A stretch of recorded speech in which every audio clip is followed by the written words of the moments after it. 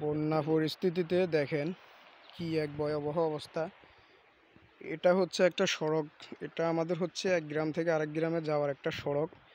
সড়কটা already চলে গেছে। দেখেন গত কয়েকদিন আগে এই রাস্তা দিয়ে মানুষ চলাচল করছে, কিন্তু এখন আজকে এই রাস্তা দিয়ে প্রায় সময় সিএনজি বলেন, গাড়ি বলেন, বিভিন্ন মালামাল নিয়ে টুকটাক গাড়ি চলতো। এটা একটা গেট ছিল, ছোট একটা সুইচ গেট আমাদের অত্র এলাকার মানুষের জন্য। আজকে আমাদের এই যে সুইচ গেটের অবস্থা দেখেন, পানির এত চাপ, কয়েকটা ইউনিয়নের নিয়ে মানে সোনাগাজীর অর্ধেক পানি কিন্তু আমাদের এই খাল দিয়ে নামতো এই গেটটা দিয়ে। ছোটো একটা সুইচ গেট, সুইচ গেটটা এখন এই গাছের কারণে দেখা যাচ্ছে না। এটা অলরেডি পুরোটা একদম শেষ, ভেঙে গেছে, এখানে আর কিছু নাই। তো আসলে আমাদের এই রাস্তাটা যদি অতি দ্রুত যদি কোনো সংস্কার যদি না করে, তাহলে আমাদের কয়েকশো পরিবার আসলে আমরা বিপদে পড়ে যাব।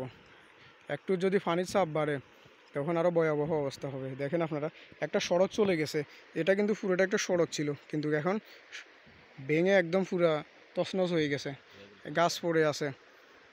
আমাদের কিন্তু ফাঁসে, কিন্তু এই ফাঁসটাই যে আমার আঙ্গুল বড় বড় ওই ফাঁসে, এটা হচ্ছে কিন্তু কোম্পানিগঞ্জ ওবায়দুল কাদের সাহেবের বাড়ি, সাবেক সেতুমন্ত্রী ওনাদের। কিন্তু আমাদের এলাকায় এখন ভয়াবহ অবস্থা। দেখেন উনি কখনো আমাদের এলাকার জন্য কখনো কিছু করে নাই। একটা পুকুর ছিল, দেখেন এই পুকুরটা পর্যন্ত শেষ। একটা পরিবার এখানে দেখেন, এই পরিবারটা কত ভয়াবহ অবস্থা আছে। মানুষের এখন হাহাকার শুরু হয়ে গেছে। মানুষ কেমন পরিস্থিতিতে আছে আপনারা আসলে স্বচক্ষে না দেখলে কখনো বিশ্বাস করতে পারবেন না।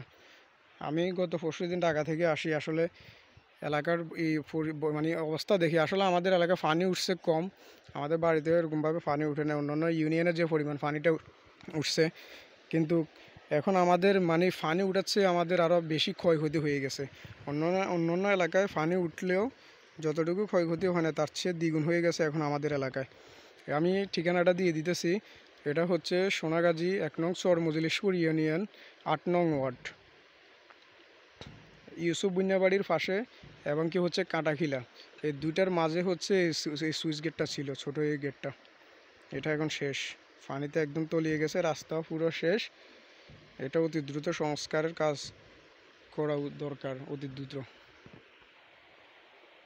তো আসলে আমি ভিডিওটা দেশ এবং দেশের বাইরে সবার উদ্দেশ্যে ভিডিওটা তুলে ধরলাম।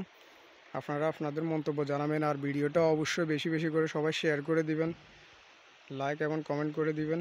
দেখতেছেন মানুষ কত না কষ্ট করতেছে, কেমন পরিস্থিতিতে আছে।